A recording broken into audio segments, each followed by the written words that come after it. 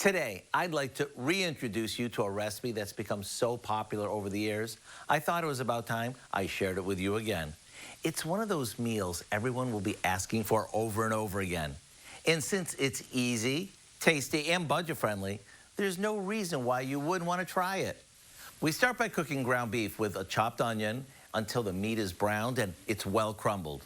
After draining off the drippings, we add some ketchup, mustard, cheddar cheese, and a little salt and pepper. After letting this cook for a few minutes, we take it off the heat, and while it cools slightly, we arrange a package of refrigerated crescent roll dough into a sunburst shape, like this.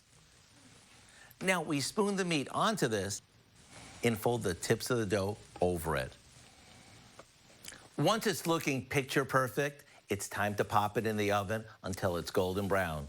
And just like you would with any cheeseburger, go ahead and dress it up with all of your favorite go-alongs. Whether you serve this as an easy weeknight dinner or put it out when you're rooting for your favorite team, it's always welcome.